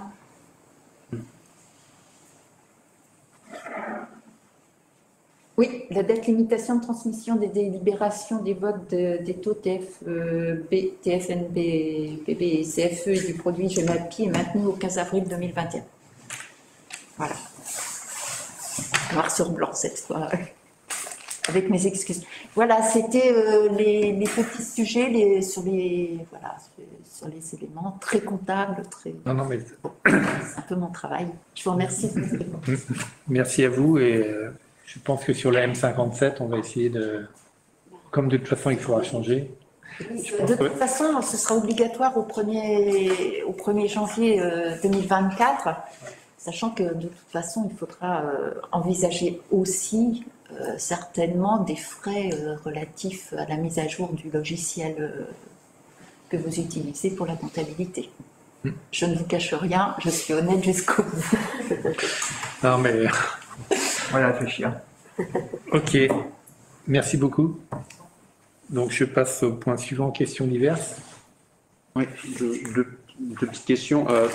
Pendant qu'on parlait des travaux du Port-Clos, là, je pensais à quelque chose. Nous, on propose dans notre projet, il y avait la fibre optique sur Bréa. Est-ce que c'est pas le moment de passer je sais que c'est cher aussi, de passer les réseaux de fibre optique tant qu'on ouvre le Port-Clos, les routes du Port-Clos? Est-ce que ça a été envisagé ou Ça n'a pas été envisagé, mais je pense que c'est une bonne idée. Parce qu'en fait, le passage de la fibre, c'est rien du tout. C'est ça, littéralement, c'est rien du tout. Mais... Ah ouais, c'est rien du tout. Ça coûte rien du tout de passer un câble avec...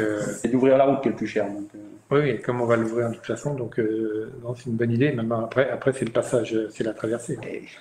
Oui, c'est une autre histoire.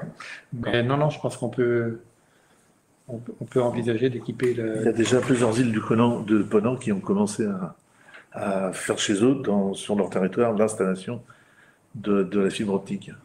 Peut-être se renseigner un peu du côté de... Ok, non mais c'est noté. Je pense que c'est quelque chose qu'on fera. Quelque chose qui est un peu en rapport avec la fibre optique, mais Dominique Tormal, la dernière fois, s'étonnait du site internet qui était hébergé en Californie. Il a un problème avec le site internet de Dominique Torman. C'est dommage qu'il ne soit pas là aujourd'hui. J'aurais bien voulu savoir ce qu'il Là, il s'est rapproché, il est rendu en Italie maintenant. Et c'est ça. Il se rapproche petit à petit. Non, c'est pas un problème, ne vous inquiétez pas. Effectivement, il est hébergé, peu importe, qu'on soit en Australie ou n'importe où, il y a le même temps de réponse quand on clique sur le site, en fait. Mais c'est le webmaster qui gère tout ça, c'est pas un souci en soi. Je lui fais confiance, c'est son métier. Que Dominique Torman ne s'inquiète pas, le site fonctionne. D'ailleurs, en parlant du site, ce qu'on peut quand même dire, c'est qu'une semaine après avoir mis en ligne le nouveau site internet, le webmaster a reçu un message de Google qui l'a un peu inquiété. Il est allé voir d'un peu plus près et en fait, il a reçu un message de Google qui disait que 26 700 pages pirates étaient indexées sous l'adresse ildebrea.fr. Et en regardant de plus près, Google avait déjà envoyé une alerte en janvier 2019 qui n'avait pas été suivie des faits par l'ancienne administratrice du site.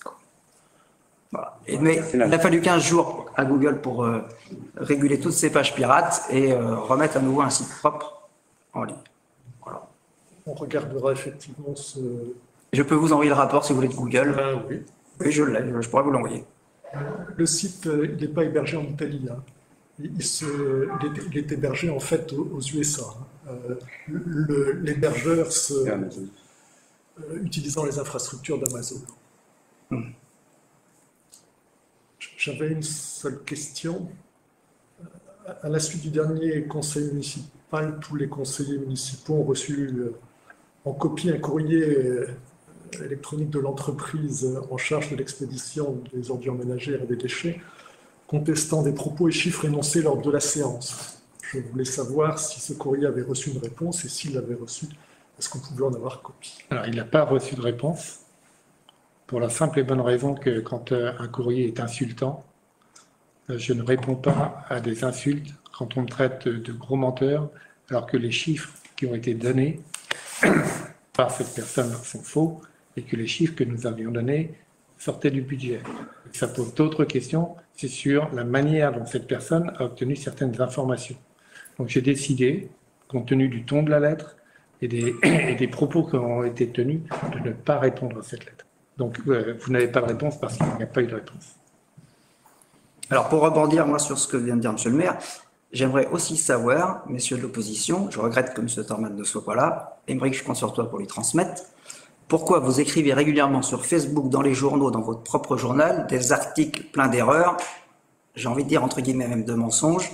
Est-ce uniquement pour faire peur aux habitants de Bréhat et est-ce cela votre vision d'une opposition constructive dont vous parliez beaucoup entre les deux tours? Après, Monsieur Lepache, j'aimerais vous dire qu'à titre personnel, je pense m'investir pleinement dans mon rôle d'adjoint aux finances et je suis assez déçu par votre manque d'initiative constructive de votre part. Quel manque d'initiative constructive, monsieur? Dans tous vos articles, il n'y a que des choses négatives sur ce que nous entreprenons, sur ce que nous voulons faire. Il n'y a aucune proposition constructive, intéressante. Monsieur Sichet. Et dans le dernier poste qu'on parlait tout à l'heure, vous avez quand même sérieusement critiqué ma personne et le secrétaire général de la mairie quand même. Ah, comment dire, les publications que l'on fait sont pas, elles sont communes aux 3 membres de l'opposition. C'est pour ça que je m'adresse à messieurs de l'opposition. C'est Aymeric, c'est Dominique. Oui, c'est ce qu'il a dit. Voilà, l'ancien adjoint aux finances était Monsieur Lepache, c'est pour ça que je m'adresse un petit peu plus. C'est pour ça que ça permet, avec la gestion de l'ancienne municipalité, d'envisager un certain nombre d'investissements de façon serein, de façon sereine. Ah bah c'est sûr, vu ce que vous aviez fait des 12 dernières années, là on espère en faire un peu plus. Ouais. C'est ce qui est prévu dans notre projet politique en tout cas. Écoutez, on va voir ce que vous ferez. Vous n'étiez peut-être pas là au cours des 12 dernières années, mais il y a eu beaucoup de choses de faites. Voilà. Nous en reparlerons dans 5 ans. On en reparlera, oui, bien sûr. Très bien. Pas d'autres questions? Merci. La séance est levée à 17h24. Merci bien.